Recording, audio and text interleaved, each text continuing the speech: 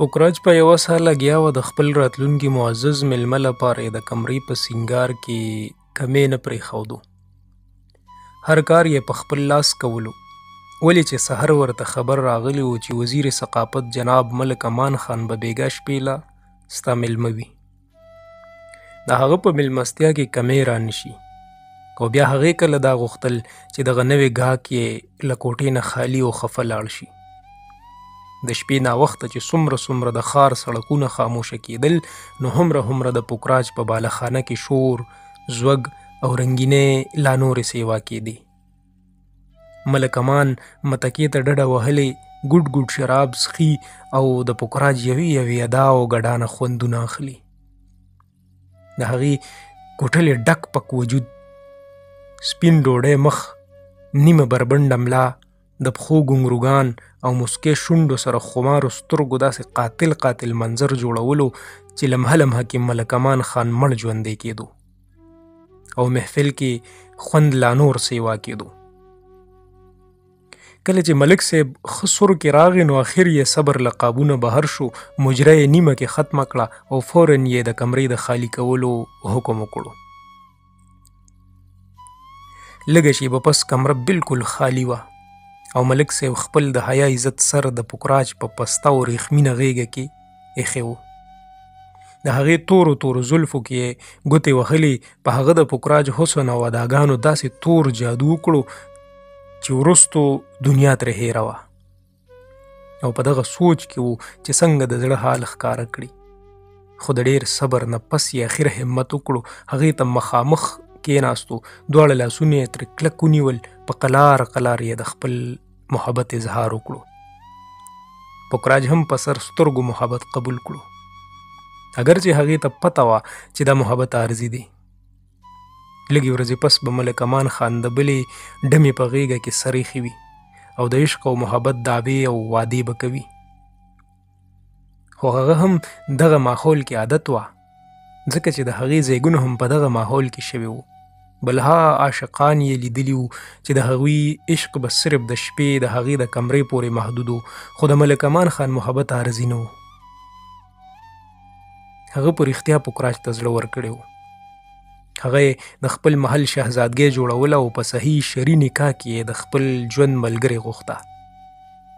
پوکراج هم چې د ملک صاحب جذبه او ریښتونې مینه ولیده نو په اول ځل یې چاله زړه ورکړو او هغه بختور ملک امان خان و.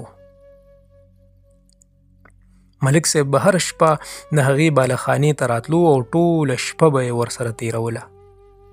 خو په دې هڅه کې و چې کله به یې د کور خلک د پوکراج د خپلولو لپاره په مناسب موقع خبر کړي.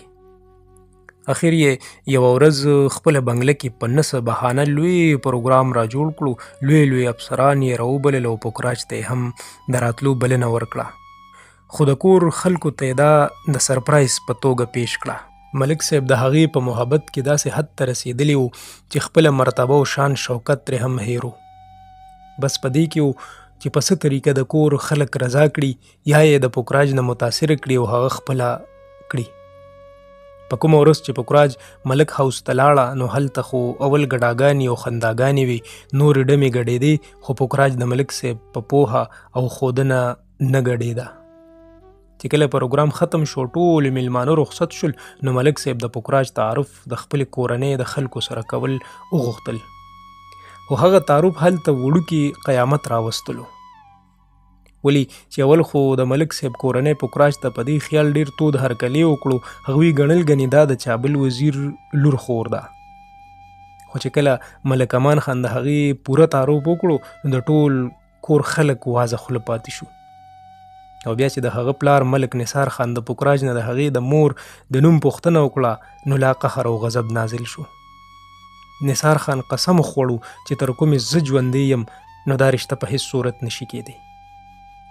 د امان خان په بیا وینا هم نثار خان څه راز ښکاره نه کړو، خو د پلار او زوی ترمنځ خټ اصل راغی. دواړه یو بل سره خبرو کې ډېر تیز لاړل. پوکراج هم په دې حیرانه وه چې د هغې مور داسې کوم سنګین جرم کړی و چې ملک نثار خان یې په نوم اورېدو سره اور لمبه شو.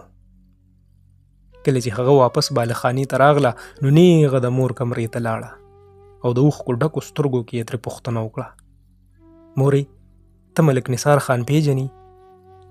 مور یې د نثار خان نوم اورېدو سره للګل شوه. یوه شیبه خو یې شونډې له حیرته ورغلې وې، خو ځان یې ټینګ کړو. بچي د ملک نثار خان ذکر د کومې راغی؟ پوکراج ورته په یوه سا ټوله قصه تېره کړه. مور یې په ځای کېناسته او ښه یې وژړل. د پوکراج په بیا پوښتنې هغه ځان ته کلکه راجوخته کړه او بس دومره یې وویل، بچي ملک نثار خان ستا پلار دی.